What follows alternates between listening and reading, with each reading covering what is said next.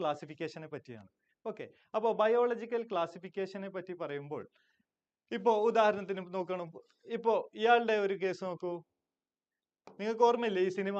Okay, ഇദ്ദേഹം ആള് മാറി പോകാതിരിക്കാൻ വേണ്ടിയിട്ട്, ഇങ്ങേരുടെ കുട്ടികളുടെ എണ്ണം തെറ്റി പോകാതിരിക്കാൻ വേണ്ടിയിട്ട്, കൂട്ടത്തിൽ ആളെ മിസ്സാവാതിരിക്കാൻ വേണ്ടിയിട്ട് എല്ലാവർക്കും പച്ച കളർ ഡ്രസ്സ് ഇട്ട് ഒരു ഗ്രൂപ്പ് ആക്കി വെച്ചിട്ടുണ്ട് അല്ലെ? എല്ലാവരും ഒരു ഗ്രൂപ്പ് ആക്കി വെച്ചിട്ടുണ്ട് അല്ലെ? പെട്ടെന്ന് ഐഡന്റിഫൈ ചെയ്യാൻ വേണ്ടിയിട്ട്, പെട്ടെന്ന് തിരിച്ചറിയാൻ വേണ്ടിയിട്ടല്ലേ ഇങ്ങനെ ചെയ്തത്?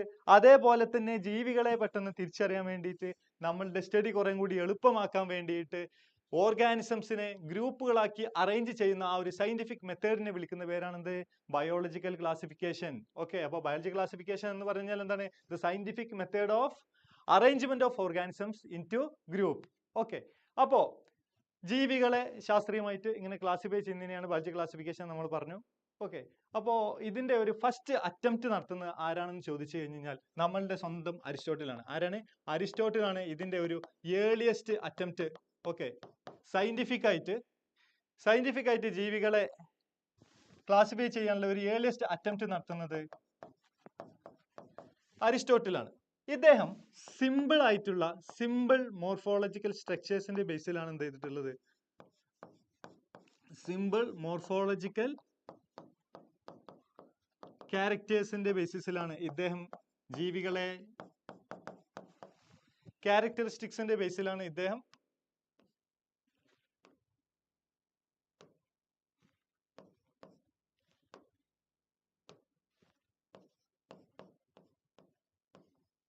ഓക്കെ, അപ്പോ ഇദ്ദേഹം സിമ്പിൾ ആയിട്ടുള്ള മോർഫോളജിക്കൽ ക്യാരക്ടറിസ്റ്റിക്സിന്റെ ബേസിലാണ് എന്ത് ചെയ്തിട്ടുള്ളത്? ജീവികളെ ക്ലാസിഫൈ ചെയ്തിട്ടുള്ളത്. ഇപ്പൊ ഉദാഹരണത്തിന് പറയുകയാണെന്നുണ്ടെങ്കിൽ, അതായത് ഇപ്പൊ ബാഹ്യമായിട്ട് കാണപ്പെടുന്ന ബാഹ്യഘടന, ഓക്കെ, ഇതിന്റെ പുറമേയുള്ള സ്ട്രക്ചർ എങ്ങനെയാണ് എന്നതാണ് ഇദ്ദേഹം കാര്യമായിട്ട് എടുത്ത ഇദ്ദേഹത്തിന്റെ ക്രൈറ്റീരിയ അല്ലെങ്കിൽ ഒരു മാനദണ്ഡം.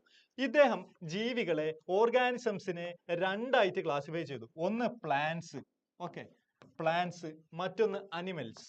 ഓക്കെ, പ്ലാന്റ്സ് എന്നും അനിമൽസ് എന്നും രണ്ടായിട്ട് ഇദ്ദേഹം ക്ലാസിഫൈ ചെയ്തു.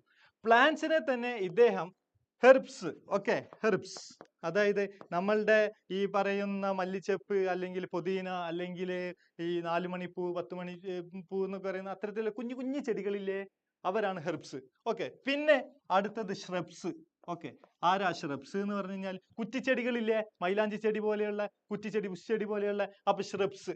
പിന്നെ വലിയ മരങ്ങൾ, ട്രീസ്. ഓക്കെ, അപ്പോ ഇദ്ദേഹം പ്ലാന്റ്സിനെ മൂന്നായിട്ട് വീണ്ടും ഫർദർ ക്ലാസിഫൈ ചെയ്യുന്നു. ഓക്കെ, വീണ്ടും ഫർദർ ക്ലാസിഫൈ ചെയ്യുന്നു പ്ലാന്റ്സിനെ. Herbs, shrubs and trees. Okay, herbs, shrubs and trees. Okay, അപ്പോൾ ഇദ്ദേഹം പ്ലാന്റ്സിനെ ഹെർബ്സ്, ഷ്രബ്സ്, ട്രീസ് എന്ന് ഫർദർ ക്ലാസിഫൈ ചെയ്യുന്നു. അനിമൽസിനെയോ? അനിമൽസിനെ അദ്ദേഹം റെഡ് ബ്ലഡഡ്, ഓക്കെ, ചുവന്ന രക്തമുള്ള ആൾക്കാർ. ഓക്കെ, പിന്നെ അതേപോലെ തന്നെ നോൺ റെഡ് ബ്ലഡഡ്,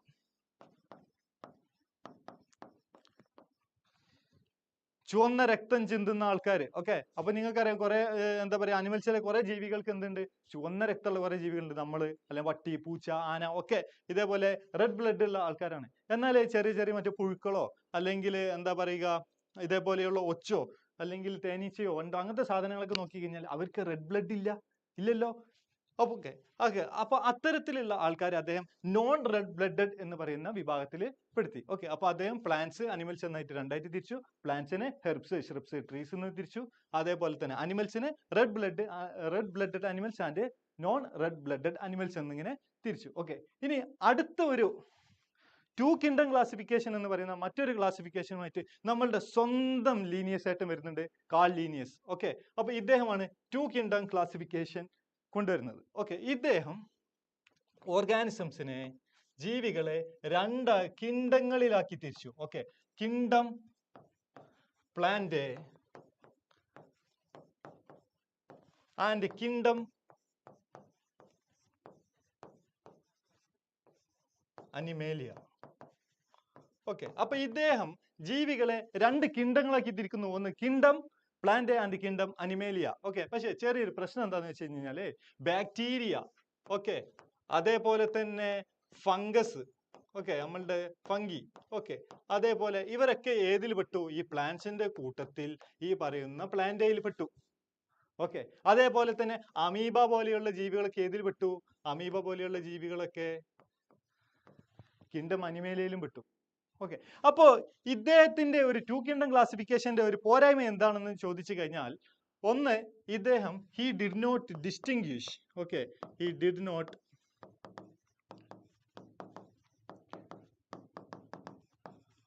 ഇദ്ദേഹം എന്ത് ചെയ്തില്ല, ജീവികളെ ഒന്ന് പ്രോകാരിയോട്ടും യൂകാരിയോട്ടുമായിട്ട് തരംതിരിച്ചില്ല.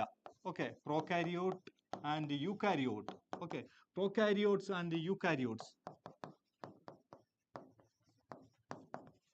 എന്താ പ്രോകാരിയോട്സും യൂകാരിയോട്സും? മറന്നുപോയോ പ്രോകാരിയോട്ടും യൂകാരിയോട്ടിനെയും? യൂകാരിയോട്ട് എന്ന് പറഞ്ഞു കഴിഞ്ഞാൽ എന്താ, ന്യൂക്ലിയസ് ഉള്ള ഒരു വെൽ ഡിഫൈൻഡ് ന്യൂക്ലിയസ് ഉള്ള സെല്ലുകളെയാണ് നമ്മൾ യൂകാരിയോട്ട് എന്ന് വിളിക്കുക, അല്ലെ?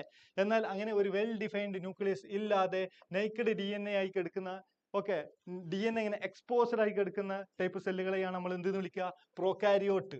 ഓക്കെ, ഇവരെ യൂകാരിയോട്ട് എന്ന് വിളിക്കുന്നു. ഉദാഹരണത്തിന് നോക്കൂ, ബാക്ടീരിയനെ പ്ലാന്റ്സിന്റെ കൂട്ടത്തിലല്ലേ കൊണ്ടുപോയി ഇദ്ദേഹം പ്ലേസ് ചെയ്തത്? അദ്ദേഹം വേർതിരിച്ചില്ലല്ലോ. ബാക്ടീരിയ വേറെ തന്നെ ടൈപ്പ്, പ്രോകാരിയോട്ട് എന്ന് പറയുന്ന സാധനം, യൂകാരിയോട്ട് എന്ന് പറയുന്ന സെല്ലും രണ്ടും വളരെയധികം വ്യത്യാസമുള്ള സാധനമാണ്. അതേപറ്റി നമുക്ക് സെൽ എന്ന് പറയുന്ന ചാപ്റ്ററിൽ ഡീറ്റെയിൽ ആയിട്ട് പഠിക്കാനുള്ളതാണ്, അല്ലേ? അപ്പോ ഇദ്ദേഹം ഈ പറയുന്ന യൂകാരിയോട്ടിനെയും പ്രോകാരിയോട്ടിനെയും വേർതിരിച്ചില്ല. ഓക്കെ, മറ്റൊന്ന്, ഇദ്ദേഹം യൂണിസെല്ലുലാർ, ഓക്കെ, ഏകകോശ ജീവികളെയും യൂണിസെല്ലുലാർ ആൻഡ് മൾട്ടി സെല്ലുലാർ, ബഹുകോശ ജീവികളെയും ഇദ്ദേഹം വേർതിരിച്ചില്ല. ഓക്കെ, നോക്കൂ, ബാക്ടീരിയ ഒരു ഏകകോശ ജീവിയാണ്, അല്ലെ? ഇതിനെ വേർതിരിച്ചില്ല. ഓക്കെ, ഇതിന് നേരെ പ്ലാന്റ്സിന്റെ കൂട്ടത്തിലാണ് കൊണ്ടുപോയിട്ടിട്ടുള്ളത്, അല്ലെ?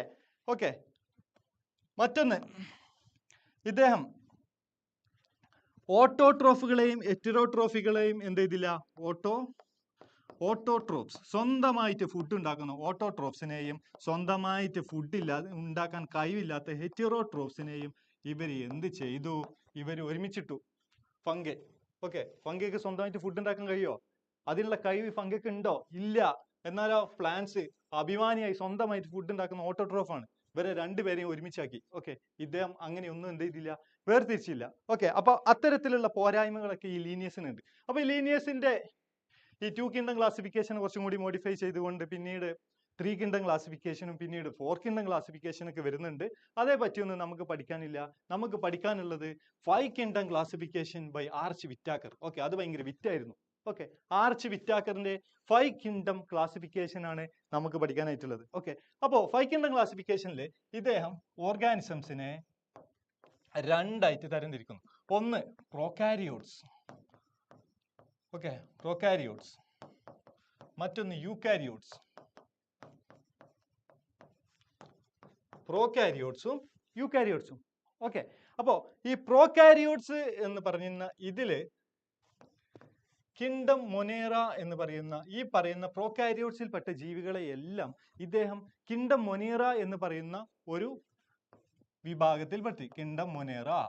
ഓക്കെ, യൂകാരിയോട്സിനെ ഫർദർ എന്ത് ചെയ്തു, ക്ലാസിഫൈ ചെയ്തു, യൂണിസെല്ലുലാർ ആൻഡ് മൾട്ടി സെല്ലുലാർ. എന്താണ് unicellular and multi cellular?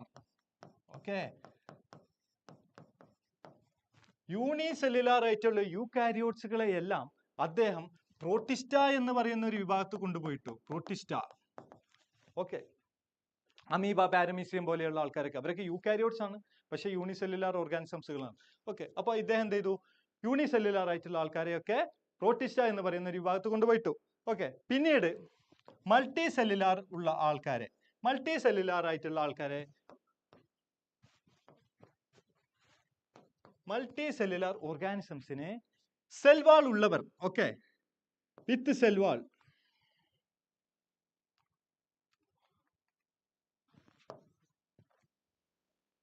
Cell wall ഉള്ള ആളുകൾ, സെൽവാൾ ഇല്ലാത്ത ആളുകൾ എന്നിങ്ങനെ രണ്ടായിട്ട് തരംതിരിച്ചു. Okay, with cell wall, okay, with cell wall and without cell wall. Cell wall ഇല്ലാത്ത ജീവികൾ, സെൽവാൾ ഉള്ള ആൾക്കാർ. ഓക്കെ, അപ്പോ മൾട്ടി സെല്ലുലാർ ആയിട്ടുള്ള ഓർഗാനിസത്തിൽ സെൽവാൾ ഉള്ള ആൾക്കാരുണ്ട്, സെൽവാൾ ഇല്ലാത്ത ആൾക്കാരുണ്ട്. സെൽവാൾ ഇല്ലാത്ത ആൾക്കാരാരാ? അത് നമ്മൾ തന്നെ, അനിമേലിയ, കിങ്ഡം അനിമൽസിൽ പെട്ട, ഓക്കെ, അനിമൽസിൽ പെട്ട കിങ്ഡം അനിമേലിയ. ഓക്കെ, അപ്പോൾ അനിമേലിയ എന്ന് പറയുന്ന വിഭാഗത്തിൽപ്പെട്ട ആളുകൾക്കൊന്നും എന്തില്ല, സെൽ വാൾ ഇല്ല. നമുക്ക് സെൽ വാൾ ഇല്ലല്ലോ, പക്ഷെ നമ്മൾ മൾട്ടി സെല്ലുലാർ ആണല്ലോ, നമ്മൾ യൂക്കാരിയോട്ടുകളാണല്ലോ. നമ്മളൊക്കെ ഏതിൽ പെട്ടു? അനിമേലിയയിൽ പെട്ടു. ഏതിൽ പെട്ടു? അനിമേലിയയിൽ പെട്ടു. ഇനി സെൽ വാൾ ഉള്ള ആൾക്കാരിൽ രണ്ട് ടൈപ്പ് ആൾക്കാർ ആരൊക്കെയാ? ഒന്ന് ഓട്ടോട്രോഫ്, സ്വന്തമായിട്ട് ഫുഡ് ഉണ്ടാക്കാൻ കഴിവുള്ള അഭിമാനികളായിട്ടുള്ള ഓട്ടോട്രോഫ്സ്. സ്വന്തമായിട്ട് ഫുഡ് ഉണ്ടാക്കാൻ കഴിവില്ലാത്ത ഹെറ്ററോട്രോഫ്സ്. ഓക്കെ ഓക്കെ അപ്പോ ഓട്ടോട്രോഫ്സിൽ പെട്ട ആളാണ് നമ്മളുടെ, നിങ്ങൾക്കറിയാം, നിങ്ങൾക്ക് വളരെ സുപരിചിതമായിട്ടുള്ള ആര്? പ്ലാന്റ്സ്. ആരാണ്? പ്ലാന്റ്സ്. ഓക്കെ, അപ്പൊ കിങ്ഡം, അവരെയൊക്കെ ഈ പ്ലാന്റ്സിൽ പെട്ട ആൾക്കാർക്ക് കിങ്ഡം പ്ലാന്റ് എന്ന് പറയുന്ന ഒരു വിഭാഗത്ത് കൊണ്ടുപോയി ചേർത്തു. Okay, kingdom plant. ഓക്കെ, ഇനി ഹെറ്ററോട്രോഫിൽ പെട്ട ആൾക്കാരൊക്കെ, ഓക്കെ, അതായത് സെൽവാൾ ഇല്ലാത്ത, സോറി, സെൽവാൾ ഉള്ള മൾട്ടി സെല്ലുലാർ ആയിട്ടുള്ള യൂക്കാരിയോട്ടുകളായിട്ടുള്ള ഹെറ്ററോട്രോഫ്സ്, അവരാണ് ആര്? ഫംഗെ. ആരാണ്? ഫംഗെ. ഓക്കെ, അപ്പൊ ഇദ്ദേഹം RH വിറ്റാക്കറിന്റെ 5 കിങ്ഡം ക്ലാസിഫിക്കേഷനിൽ 5 കിങ്ഡംസുകളാണ്. ഏതൊക്കെയാടാ 5 കിങ്ഡംസ്? ഒന്ന് കിങ്ഡം മൊനേറ. കിങ്ഡം മൊനേറ, അതിൽ ആരുള്ളത്? ബാക്ടീരിയാസ്. ഓക്കെ, അതായത് പ്രോകാരിയോട്ടുകൾ. അവരെന്തായാലും യൂണിസെല്ലുലാർ ആണ്, പ്രോകാരിയോട്ടുകൾ. ഇനി യൂക്കാരിയോട്ടുകളായിട്ടുള്ള യൂണിസെല്ലുലാറിനെ എവിടെ കൊണ്ടുപോയി പ്ലേസ് ചെയ്തു അദ്ദേഹം? Kingdom protista. ഓക്കെ, അപ്പൊ ഏതൊക്കെയാണ് ആ 5 kingdoms? Kingdom മൊനേറ, kingdom protista, kingdom fungi and kingdom plant and Animalia. Okay, അപ്പോ അടുത്തത് മൾട്ടി സെല്ലുലാർ ആയിട്ടുള്ള സെൽവാളുള്ള ഹെറ്ററോട്രോഫ് ആയിട്ടുള്ള ആൾക്കാർ ഫംഗെ. ഓക്കെ, അടുത്തത് യൂക്കാരിയോട്ട് ആയിട്ടുള്ള മൾട്ടി സെല്ലുലാർ ആയിട്ടുള്ള സെൽവാൾ ഉള്ള ഓട്ടോട്രോഫ് ആയിട്ടുള്ള പ്ലാന്റ്സുകൾ, കിങ്ഡം പ്ലാന്റ്. മറ്റൊന്ന് സെൽവാൾ ഇല്ലാത്ത മൾട്ടി സെല്ലുലാർ ആയിട്ടുള്ള യൂക്കാരിയോട്സുകൾ, കിങ്ഡം അനിമേലിയ. ഓക്കെ, ഇതാണ് ഇദ്ദേഹത്തിന്റെ 5 കിങ്ഡം ക്ലാസിഫിക്കേഷൻ. ഓക്കെ, അപ്പൊ ഇദ്ദേഹം ഇങ്ങനെ 5 കിങ്ഡം ആയിട്ട് എന്ത് ചെയ്തിട്ടുണ്ട്? ക്ലാസിഫൈ ചെയ്തിട്ടുണ്ട്. ഓക്കെ, അപ്പോ ഓരോ സാധനവും ക്ലാസിഫൈ ചെയ്യുന്നതിന് ഒരു മാനദണ്ഡം വേണം, ക്രൈറ്റീരിയ വേണം, അല്ലെ? അപ്പോ ഈ പറയുന്ന RH വിറ്റാക്കറും അദ്ദേഹത്തിന്റെ ക്ലാസിഫിക്കേഷന് വേണ്ടിയിട്ട് അദ്ദേഹം ക്ലാസിഫൈ ചെയ്തപ്പോൾ അദ്ദേഹം പാലിച്ച ചില ക്രൈറ്റീരിയാസ്, അല്ലെങ്കിൽ അദ്ദേഹം എടുത്ത ചില ക്രൈറ്റീരിയാസുകൾ ഏതൊക്കെയാണെന്ന് ചോദിച്ചാൽ, ഒന്ന് cell structure. Okay, cell structure എന്ന് പറയുമ്പോൾ നമുക്കറിയാം പ്രോകാരിയോട്ടുകളുണ്ട്, യൂക്കാരിയോട്ടുകളുണ്ട്. നമ്മൾ കണ്ടതല്ലേ, പ്രോകാരിയോട്സിനൊക്കെ എവിടെ കൊണ്ടുപോയി പ്ലേസ് ചെയ്തു? കിങ്ഡം മൊനേറ കൊണ്ടുപോയി പ്ലേസ് ചെയ്തു, അല്ലെ? പിന്നെ യൂക്കാരിയോട്സ്. ഓക്കെ, അപ്പൊ ഇദ്ദേഹം എന്ത് ചെയ്തിട്ടുണ്ട്? ഈ ഒരു കാര്യം പരിഗണനയിൽ എടുത്തിട്ടുണ്ട്, സെൽ സ്ട്രക്ചർ. മറ്റൊന്ന് body organisation. Okay, body organisation നോക്കുകയാണെന്നുണ്ടെങ്കിൽ ചിലത് സെല്ലുലാർ ലെവലായിരിക്കും, ചിലത് ടിഷ്യൂ ലെവലായിരിക്കും, tissue level of body organisation ആയിരിക്കും.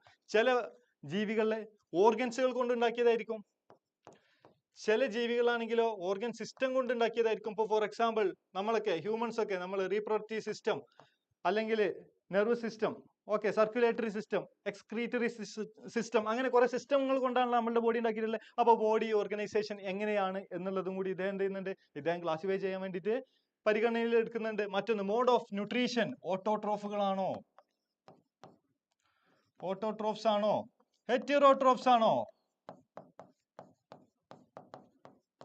ഓട്ടോട്രോഫ്സ് ആണോ, ഹെറ്ററോട്രോഫ്സ് ആണോ? ഓട്ടോട്രോഫ്സിൽ തന്നെ രണ്ട് ടൈപ്പ് ആൾക്കാരുണ്ട്. ഓട്ടോട്രോഫ്സിൽ തന്നെ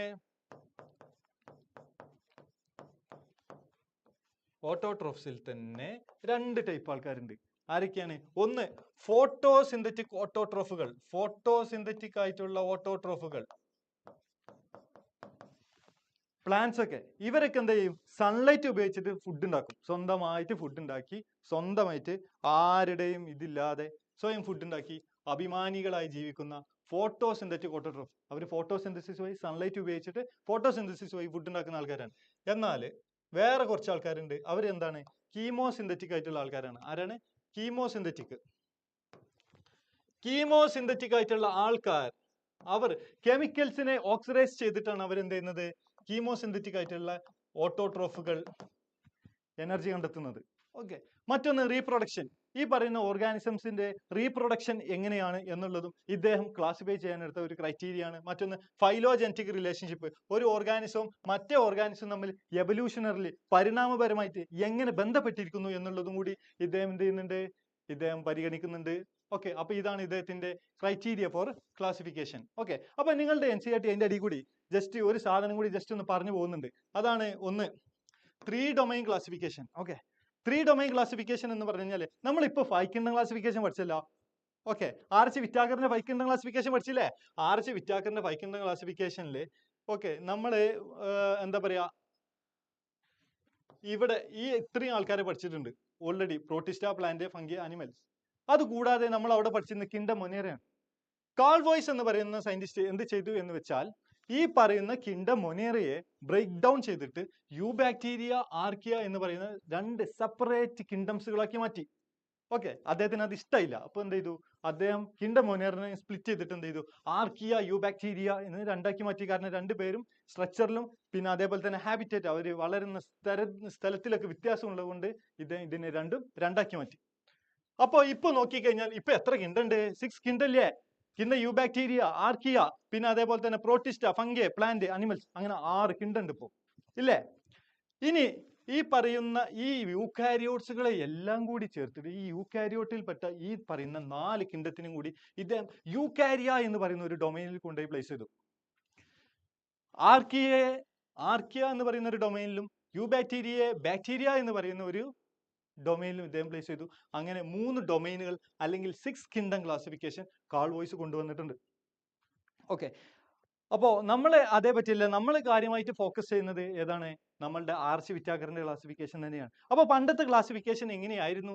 പണ്ടത്തെ ക്ലാസിഫിക്കേഷൻ നമ്മൾ പറഞ്ഞു, ഈ പറയുന്ന ബാക്ടീരിയ അല്ലെങ്കിൽ ബ്ലൂ ഗ്രീൻ ആൽഗെ, അതായത് സൈനോ ബാക്ടീരിയ അല്ലെങ്കിൽ ഫംഗി, ഓക്കെ, ഇവരെയൊക്കെ മോസ്, ഫേൺ, ജിംനോസ്പേം, ആൻജിയോസ്പേം തുടങ്ങിയ പ്ലാന്റ്സിന്റെ കൂടെയാണ് അദ്ദേഹം എന്ത് ചെയ്തത്, കൊണ്ടുപോയി പ്ലേസ് ചെയ്തത്. എന്താ കാരണം എന്നറിയോ? പുള്ളിക്കാരൻ പറഞ്ഞു അവർക്കൊക്കെ സെൽവാൾ ഉണ്ട്, സെൽവാൾ ഉള്ളതുകൊണ്ട് അവരൊക്കെ ഒരു ഒറ്റ കാറ്റഗറി പെട്ടതാണെന്ന്. പക്ഷെ ശരിയാണോ അത്? അല്ലല്ലോ. പിന്നെ അതേപോലെ തന്നെ പ്രോകാരിയോട്ടുകളായിട്ടുള്ള ബാക്ടീരിയയും ബ്ലൂ ഗ്രീൻ ആൽഗകളൊക്കെ, ഓക്കെ, ഇവരെയൊക്കെ യൂകാരിയോട്ടിന്റെ കൂടെയാണ് അദ്ദേഹം കൊണ്ടുപോയി പ്ലേസ് ചെയ്തത്. അത് ശരിയാണോ? അവര് പ്രോകാരിയോട്ടുകളാണ്, അവരുടെ സെല്ല് തന്നെ വേറെ ടൈപ്പാണ്. അവർക്ക് ന്യൂക്ലിയസേ ഇല്ലാത്ത ഇവന്മാരെ പിടിച്ചാണ് എന്തിനാണ് ഇദ്ദേഹം യൂകാരിയോട്സിന്റെ കൂടെ പ്ലേസ് ചെയ്തത്? അദ്ദേഹം അങ്ങനെ ചെയ്തു. ഓക്കെ, മറ്റൊന്ന് ക്ലാമിഡോമോണാസ് ആൻഡ് സ്പൈറോഗൈറ.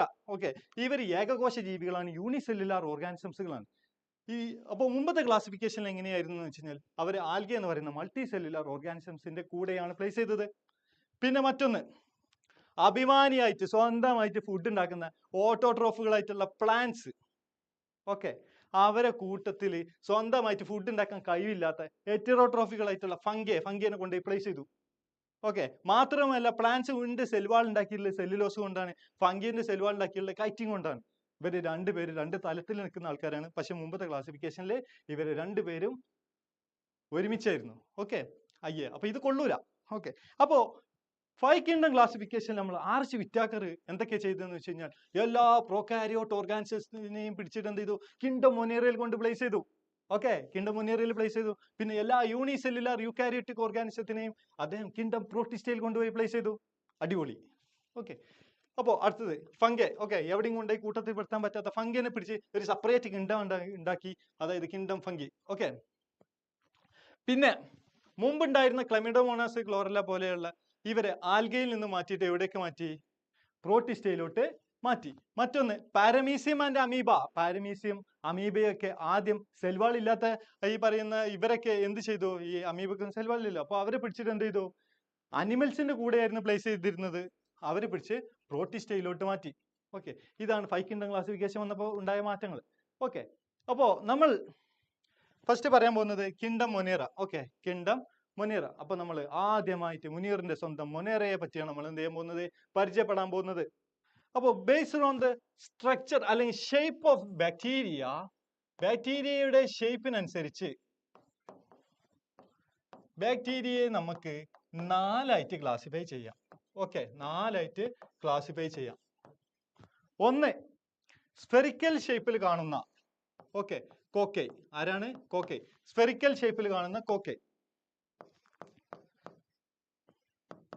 സിംഗുലർ ആയിട്ട് കോക്കസ് എന്ന് വിളിക്കും.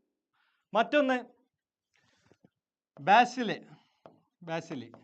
ഓക്കെ, ഇദ്ദേഹം റോഡ് ഷേപ്പിൽ കാണുന്ന ടൈപ്പ് ബാക്ടീരിയകളൊക്കെ നമ്മൾ ബാസിലി എന്ന് വിളിച്ചു. മറ്റൊന്നാണ് സ്പൈറില്ല. സ്പൈറൽ ഷേപ്പിൽ കാണുന്ന ആൾക്കാരൊക്കെ, ഓക്കെ, അതായത് സ്പൈറൽ, ഓക്കെ, ഇങ്ങനത്തെ സ്പൈറൽ ഷേപ്പിൽ കാണുന്ന ബാക്ടീരിയകളൊക്കെ സ്പൈറില്ലകളാണ്. മറ്റൊന്ന് വിബ്രിയോ എന്ന് പറഞ്ഞു കഴിഞ്ഞാൽ കോമ ഷേപ്പിൽ കാണുന്ന ആൾക്കാരാണ് എന്ത്? വിബ്രിയോ കോമ ഷേപ്പിൽ കാണുന്ന ആൾക്കാരാണ് വിബ്രിയോ കോളറ പോലെയുള്ള ആൾക്കാരൊക്കെ. ഓക്കെ, ഇതിനെ സിംഗുലർ ആയിട്ട് വിബ്രിയം എന്ന് വിളിക്കും, ഇതിനെ സിംഗുലർ ആയിട്ട് സ്പൈറിലം എന്ന് വിളിക്കും, ഇതിനെ സിംഗുലർ ആയിട്ട് ബാസിലസ് എന്ന് വിളിക്കും, ഇതിനെ സിംഗുലർ ആയിട്ട് എന്ത് കോക്കസ് എന്ന് വിളിക്കും. ഓക്കെ, ഇപ്പൊ ഞാൻ ഇവിടെ എഴുതിയിട്ടുള്ള ഇതിന്റെ പ്ലൂരലുകളാണ്. അപ്പോ ബാക്ടീരിയയുടെ ഷേപ്പിന്റെ അടിസ്ഥാനത്തിൽ ബാക്ടീരിയനെ 4 ആയിട്ട് ഡിവൈഡ് ചെയ്തിട്ടുണ്ട്. ഏതൊക്കെയാണ്? കോക്കി, ബാസിലി, സ്പൈറല്ല ആൻഡ് വിബ്രിയോ. വിബ്രിയോ എന്ന് പറഞ്ഞാൽ comma shape, സ്പൈറല്ല spiral shape, Basila എന്ന് പറഞ്ഞു കഴിഞ്ഞാല് റോഡ് ഷേപ്പ് ആൻഡ് കോക്കി എന്ന് പറഞ്ഞു കഴിഞ്ഞാൽ സ്പെറിക്കൽ ഷേപ്പ്. ഓക്കെ, ഇനി ബാക്ടീരിയനെ തന്നെ നമുക്ക് 2 ടൈപ്പ് ആയിട്ട് ക്ലാസിഫൈ ചെയ്യാം. ഏതൊക്കെയാണ്? Archaebacteria and eubacteria. Okay, ഇതാണല്ലോ നേരത്തെ ഈ പറയുന്ന 5 കിങ്ഡം ക്ലാസിഫിക്കേഷനിൽ ഇതിന് 2 കിങ്ഡം ഒനേറിയയിലാണ് പ്ലേസ് ചെയ്തിരുന്നത്. പക്ഷെ നമ്മളുടെ 3 ഡൊമൈൻ ക്ലാസിഫിക്കേഷൻ അല്ലെങ്കിൽ 6 കിങ്ഡം ക്ലാസിഫിക്കേഷൻ ഇതിന് 2 കിങ്ഡം ആക്കി മാറ്റി. അപ്പോൾ നമ്മളിവിടെ 5 കിങ്ഡം ആണ് പഠിക്കുന്നത്. അപ്പോൾ ബാക്ടീരിയയിൽ 2 ടൈപ്പ് ആൾക്കാരുണ്ട്. ഒന്ന് ആർക്കി ബാക്ടീരിയ, മറ്റൊന്ന് യു ബാക്ടീരിയ. ആർക്കി ബാക്ടീരിയയിൽ നമ്മൾ പരിചയപ്പെടാൻ പോകുന്ന ആൾക്കാരാണ് ഹാലോഫൈൽസ്, തെർമോസിലോഫൈൽസ് ആൻഡ് മെത്തനോജൻസ്. ഓക്കെ, പിന്നെ യു ബാക്ടീരിയയിൽ നമ്മൾ പരിചയപ്പെടാൻ പോകുന്ന ആൾക്കാർ ഓട്ടോട്രോഫിക്കും ഹെറ്ററോട്രോഫിക്കുമായിട്ടുള്ള ബാക്ടീരിയകൾ. അപ്പോൾ ആദ്യമായിട്ട് നമ്മൾ പഠിക്കാൻ പോകുന്നത് ആർക്കി ബാക്ടീരിയകളെ പറ്റിയാണ്. ആർക്കി ബാക്ടീരിയകൾ എന്ന് പറഞ്ഞു കഴിഞ്ഞാൽ സാധാരണ ജീവിതത്തിൽ താല്പര്യമില്ലാത്ത, കുറച്ച് വെറൈറ്റി ആഗ്രഹിക്കുന്ന, എക്സ്ട്രീം കണ്ടീഷനിൽ ജീവിക്കുന്ന ആൾക്കാരാണ് ആര്? ആർക്കി ബാക്ടീരിയ. അപ്പോൾ ഇവർ എവിടെയാണ് ജീവിക്കുക? ഇവർ എക്സ്ട്രീം കണ്ടീഷനിലാണ് ജീവിക്കുക. എവിടെ ജീവിക്കുക? Extreme condition. ഓക്കെ, ഇവർക്ക് സാധാരണ ഒരു സ്ഥലത്ത് ജീവിക്കുന്ന ഇവർക്കൊരു ത്രില്ലേ അങ്ങനത്തെ ആൾക്കാർ. ഓക്കെ, അപ്പൊ അതിൽ പെട്ട ആൾക്കാരാണ് ഒന്നാമത്തെ ഹാലോഫൈൽ. ഓക്കെ, പെണ്ണിന് പകരം ഉപ്പിനെ പ്രണയിച്ച ഹാലോഫൈൽ. അപ്പൊ ഇവർ എവിടെയാണെന്ന് വെച്ച് കഴിഞ്ഞാൽ ഹാലോഫൈൽസ്. ഇവർ എവിടെയാണ് ഉള്ളത് എന്നുള്ളത് ഇവരുടെ പേരിൽ നിന്ന് തന്നെ കിട്ടും അല്ലെ. അപ്പൊ ഹാലോഫൈൽസ് എന്ന് പറഞ്ഞു കഴിഞ്ഞാൽ കണ്ടോ, ഐ ലവ് സാൾട്ട് എന്നൊക്കെ പറഞ്ഞിട്ട്. ഓക്കെ, അപ്പോ പെണ്ണിന് പകരം ഉപ്പിനെ പ്രണയിച്ച, സാൾട്ടിനെ പ്രണയിച്ച എക്സ്ട്രീം സലൈൻ കണ്ടീഷനിൽ വളരുന്ന ഹാലോഫൈൽസ്. ഓക്കെ, സാധാരണ ഭയങ്കര ഉപ്പുള്ള പ്രദേശങ്ങളിലൊന്നും ആർക്കും വളരാൻ പറ്റില്ല. സാധാരണ ഉപ്പിട്ട് വെക്കുന്നതിന് എന്തിനാണ്? കേടാകാതിരിക്കാൻ വേണ്ടിയിട്ടല്ലേ. അപ്പൊ അങ്ങനെ സാധാരണ ബാക്ടീരിയകൾക്ക് വളരാൻ പറ്റാത്ത ഒരു എക്സ്ട്രീം കണ്ടീഷൻ ആണല്ലോ ഇത്തരത്തിലുള്ള ഈ പറയുന്ന ഭയങ്കര സലൈൻ ആയിട്ടുള്ള കണ്ടീഷൻ എന്ന് പറയുന്നത്. അവിടെ വളരുന്ന ആളാണ് ആര്? ഹാലോഫൈൽസ്. ഓക്കെ, പിന്നെ പാലക്കാടിന്റെ സ്വന്തം തെർമോ അസിഡോഫൈൽസ്. ഓക്കെ, ചൂടിനെ പ്രണയിച്ച ആള്. ഓക്കെ, ഇങ്ങേർക്ക് ഭയങ്കര ചൂടുമാണ്. ഇങ്ങനെ എവിടെയാണ് ഉണ്ടാവുന്നത് വെച്ച് കഴിഞ്ഞാൽ ഹോട്ട് സ്പ്രിങ്ങിലാണ് ഉണ്ടാവും. എവിടെയാ? Hot spring. ചൂട് നീരുറവകൾ ഉണ്ടാവുമല്ലോ ഭൂമിയിൽ. ഓക്കെ, അപ്പൊ ഇതിപ്പോ നമ്മളുടെ ഒരു എർത്താന്ന് വിചാരിച്ചു കഴിഞ്ഞാൽ, എർത്ത് ഇവിടെ കോറുണ്ട്, ഇവിടെ മാൻഡിൽ ഉണ്ട്. ഓക്കെ, അപ്പൊ ഇവിടെ നമ്മളുടെ വാട്ടർ ടേബിൾ ഉണ്ട്. ഓക്കെ, ഞാൻ ജസ്റ്റ് പറയുന്നുള്ളൂ. ഓക്കെ, അപ്പൊ ഇവിടുന്ന് ഉള്ള ചില ഓപ്പണിങ്സ്, ക്രസ്റ്റിലോട്ടുള്ള ചില ഓപ്പണിങ്സ്. ഓക്കെ, അപ്പൊ ഇവിടുന്ന് ഇങ്ങനെ ചൂട് ഇങ്ങനെ വരുന്നുണ്ട്. അപ്പൊ ഇവിടെ വാട്ടർ ടേബിളിലെ ഈ വെള്ളമൊക്കെ എന്ത് ചെയ്യുന്നുണ്ട്? ചൂട് നീരാവിയായിട്ട് ഇങ്ങനെ പോകുന്നുണ്ട്. ഓക്കെ, അപ്പൊ ഭയങ്കര, അതായത് ഹോട്ട് സ്പ്രിംഗ് എന്ന് പറഞ്ഞാൽ ഒന്നുമില്ല, ചൂട് നീരുറവകൾ. ഇവിടെ എന്തുണ്ടാക്കും? തിളച്ചു മറിയുന്ന വെള്ളം ഉണ്ടാവും, ഭയങ്കര ഹോട്ടായിരിക്കും. അവിടെ ഇരുന്ന് നല്ല ചില്ല് ചെയ്ത് ഇരിക്കുന്ന കുറച്ച് ആൾക്കാരുണ്ട്. അവരാണ് ആര്? Thermoacidophiles. ആര്? Thermoacidophiles. ഓക്കെ, അപ്പോൾ ഹോട്ട് സ്പ്രിംഗിൽ ജീവിക്കുന്ന ആൾക്കാരാണ് ആര്? Thermoacidophiles. പിന്നെ സാധാരണ ആൾക്കാരൊക്കെ, ഒട്ടുമിക്ക ആൾക്കാരും ഓക്സിജനെ ഡിപ്പെൻഡ് ചെയ്ത് അല്ലെങ്കിൽ ഓക്സിജൻ ആഗ്രഹിക്കുന്ന ആൾക്കാരാണെങ്കിൽ മീഥൈനെ പ്രണയിച്ച മെത്തനോജൻസ്. ഓക്കെ, ഇവർ എവിടെയാണ്? മീഥൈൻ ഉള്ള സ്ഥലത്ത് വളരുന്ന ആൾക്കാരാണ് മെത്തനോജൻസ്. ഓക്കെ, അപ്പൊ അതുകൊണ്ട് തന്നെ ഇവർ എവിടെ കാണാന്ന് വെച്ച് കഴിഞ്ഞാൽ മാർഷി ഏരിയാസ്. ഓക്കെ, ചതുപ്പ് നിലയങ്ങളിൽ കാണുന്ന ആൾക്കാർ ആരാണ്? ഈ പറയുന്ന മെത്തനോജൻസുകളാണ്. മറ്റൊന്ന് റുമിനന്റ്